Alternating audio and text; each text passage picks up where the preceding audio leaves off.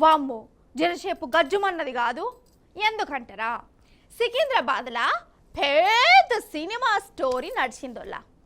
ముంగట దొంగలు, వెనక పోలీసులు, దొంగల చేతుల దొంగ ఫోన్లు, పోలీసుల చేతుల తుపాకులు. ఇక చూడాలే, తుపాకులు పేలినాయి కూడా, కాల్చిర్రు.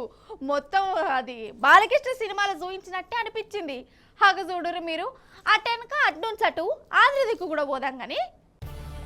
సినిమాలల్లా ఎట్లుంటదోలా, ముంగట దొంగోడు బండి నడుపుకుంటా తప్పించుకుంటాడు, వెనక పోలీసులేమో హ్యాండ్స్ అప్ లొంగిపోరి అనుకుంటా ఫాలో అవుతారు. అగో సేమ్ గా అట్లనే అయింది చూడుర్రి.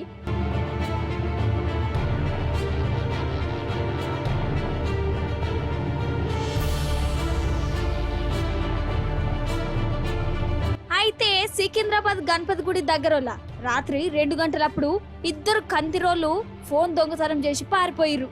పోలీసులకు కంప్లైంట్ పోయింది. వాళ్ళు దొంగలను దేవులాడ పని పెట్టుకున్నారు. ఇద్దరు అనుమానంగా కనబడ్డారు. దగ్గరికి పోగానే వాళ్ళేమో బండేసుకుని దంచుకుపోయిర్రు.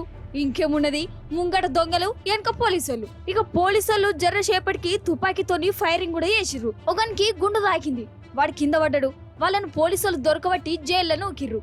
ఇట్లా 3 కిలోమీటర్ల దూరం దాకా నడిచిందోళ్ళ చేజింగు. ఇక ముచ్చట తెలిసి సికింద్రాబాద్ గజ్జ గజ్జ వణికింది. కాదా మరి, ఎండర్ లేంది మన కాడ ఈ తుపాకుల మోత ఏంద్రో నాయనా అని తలకాయ పట్టుకున్నారు.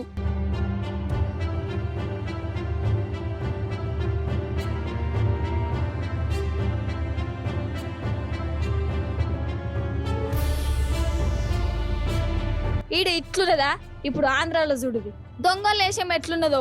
పొద్దు పొద్దునేనోళ్ళ పండ్లు కూడా దోమక ముందే దొంగలు డ్యూటీకి ఎక్కిర్రు.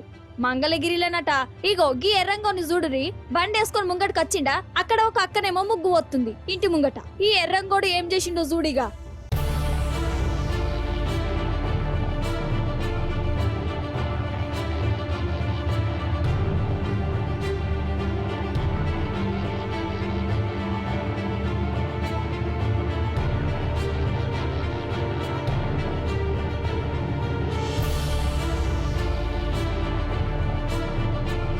అబ్బరి బిడ్డ, షైన్ గుంజుకొని పారిపోతుండు కదా పాపం. ఈ అక్క కూడా వాని ఎంబడి పడ్డది గాని వాడెందుకు దొరుకుతాడు. చూసి రానులా దొంగలు ఎట్లా మోపోయారో. పగలు లేదు రాత్రి లేదు, ఎప్పుడు పడితే అప్పుడే ఇగో గిట్లా దూసుకోపోతారు వాళ్ళ దౌడల దగ్గర వాడ.